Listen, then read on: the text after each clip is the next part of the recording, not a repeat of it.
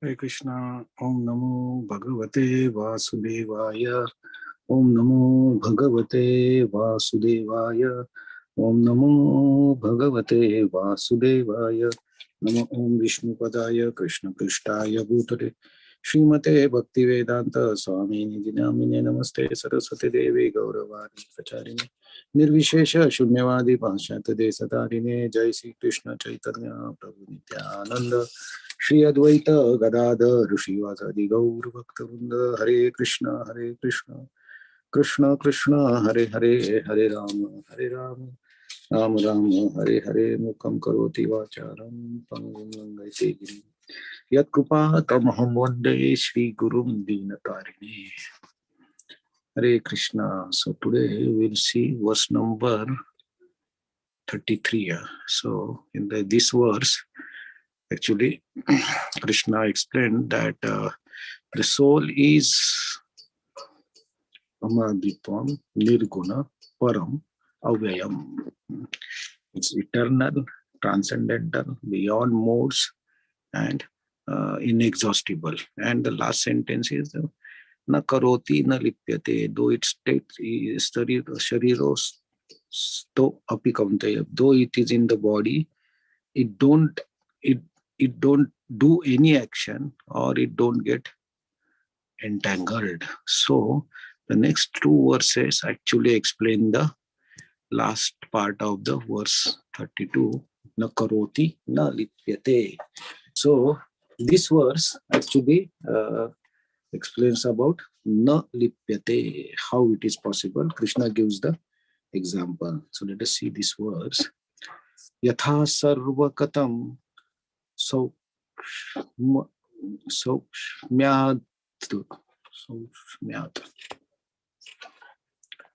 यथा सर्वगतं सौक्ष्म्यात् akasham nopalipyate आकाशं नोपलिप्यते sarvatra vastito dehe सर्वत्रावस्थितो देहे atma nopalipyate.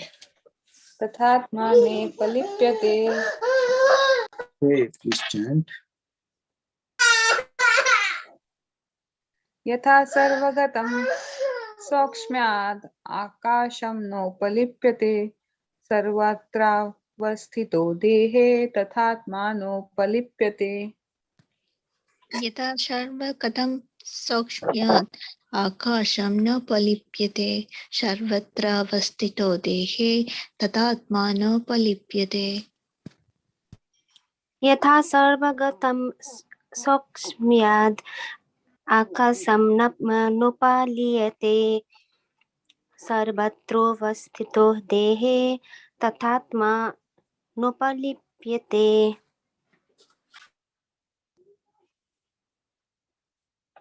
Okay, so translation and purport. The sky, due to its subtle nature, does not mix with anything, although it is all pervading. Similarly, the soul situated in the Brahman vision does not mix with the body, though situated in that body. Purport. The air enters into water, mud, stool, whatever else is there. Still, it does not mix with anything. Similarly, the living entity, even though situated in varieties of bodies, is aloof from them due to its subtle nature. Therefore, it is impossible to see with the material eyes how the living entity is in contact with the body and how he is out of it after the destruction of body. No one in science can ascertain this. So this verse, as we see, the two times the same word is coming is no palipyate. So does not get entangled. So the Krishna is giving example of the sky, Akasha. So the Akash, like today was clear weather, right? So if you go outside, we can see blue, the sky, and just try this thing when there are no clouds and the sky is very clear, and you see blue sky, you just try to look at that sky continuously for say 1 minute. When you look at the sky 1 minute, you see unlimited space actually, because the sky is not that it is a paper or something. It has depth. and it's unlimited, means though we cannot see everything, but when we look at the sky, we can feel that it's unlimited space. So now today the weather is clear, no skies, right? So if you look at the sky in the night also, you can see unlimited number of stars. Maybe initially you see only 3-4 bright stars, but as you start looking, you can see many stars. So that's unlimited. So the sky, when we say sky, it includes everything. It includes everything. It's not that the sky, that paper type of thing that we see by eyes, it's no. The sky includes everything. It goes everywhere. So this earth, everything is included in that. But still the sky is a separate existence.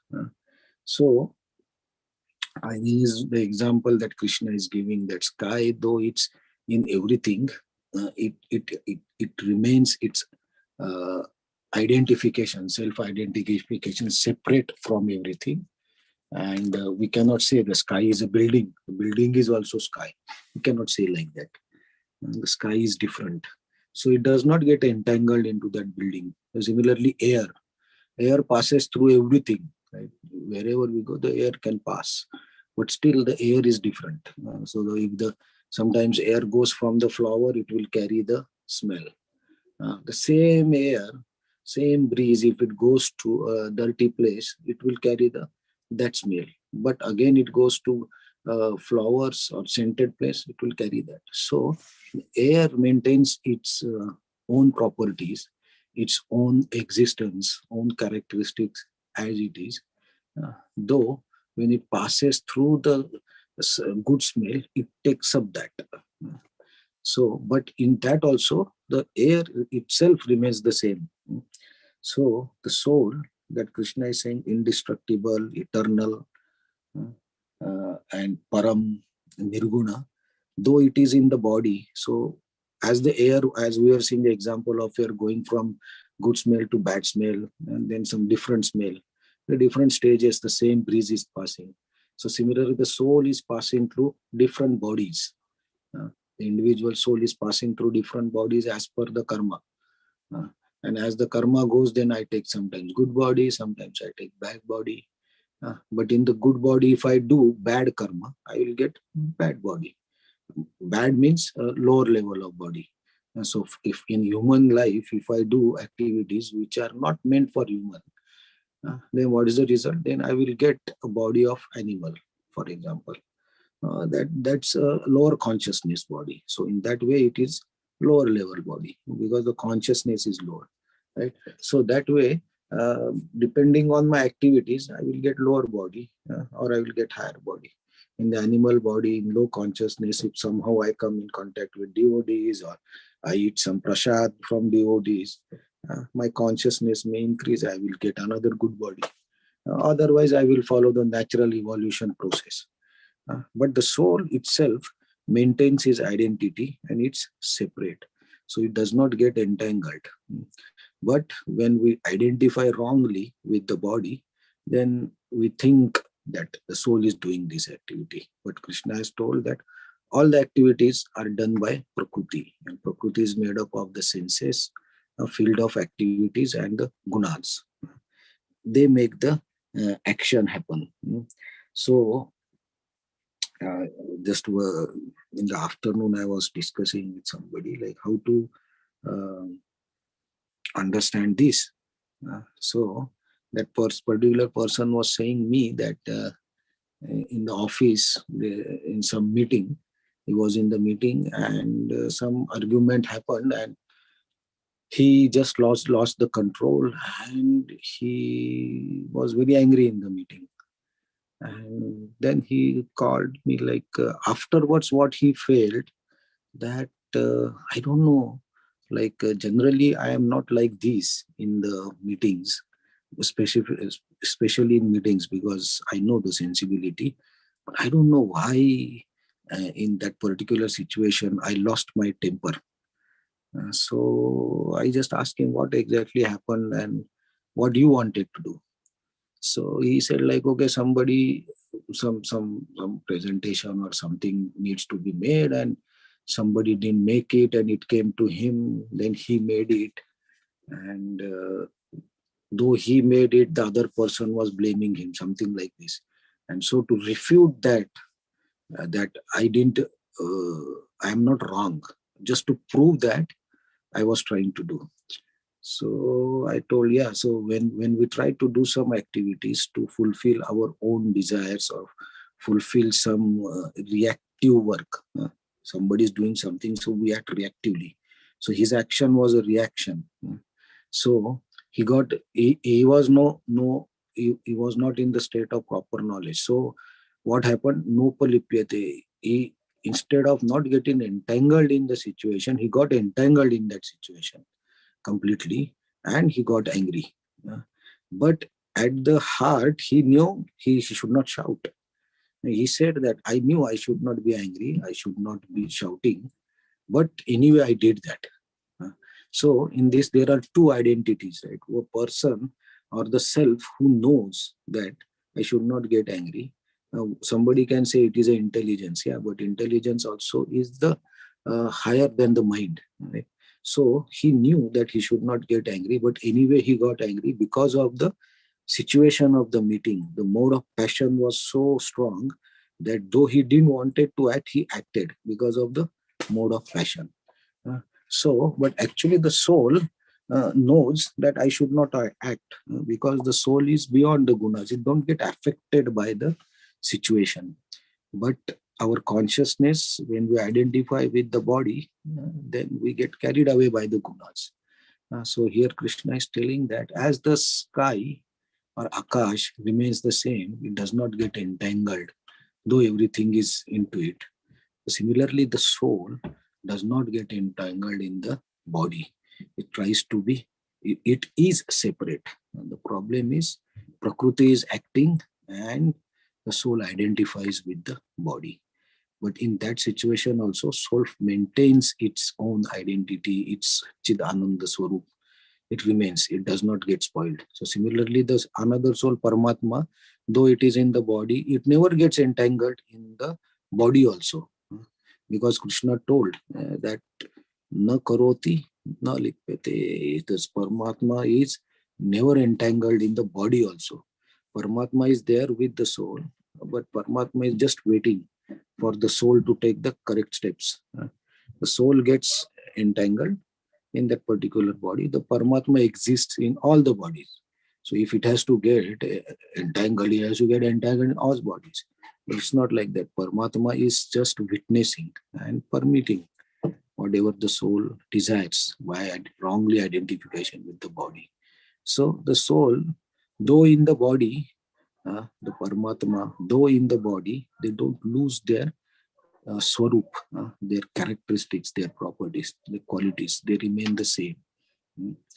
So the problem is, then we say, then anybody can say, then how it happens? So Krishna already told it happens by the modes, by the Prakriti. All the actions are done by the Prakriti and the senses. Mind is the king of the senses.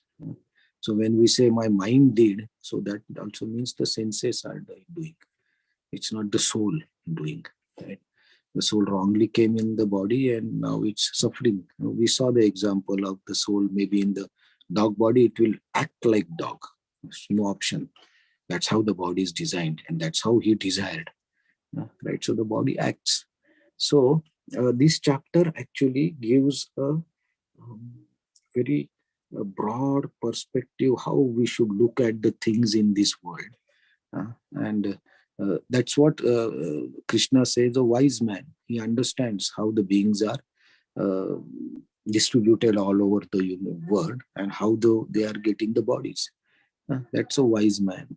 So though, because this is a part of Sankhya Yoga, Jnana Yoga, we have to understand it by intelligence, and then we have to look at the world to get confirmation of our understanding. And then Krishna helps us to get that confirmation and that confidence. Yeah, what I'm understanding is correct. So then actually this Bhagavad Gita study and Bhagavad Gita intellectually study also becomes very practical. It becomes Vigyan. And then life also becomes interesting because we try to see that what is written, what Krishna has spoken, and exactly what's happening around us. We can see how the things are working as Krishna has told. So in the next verse, Krishna explains about the first part of the last line of the 32nd verse, which is na karoti. So today is na lipyate, and then na karoti. So that we'll see tomorrow. Hare Krishna. So anybody wants to add anything?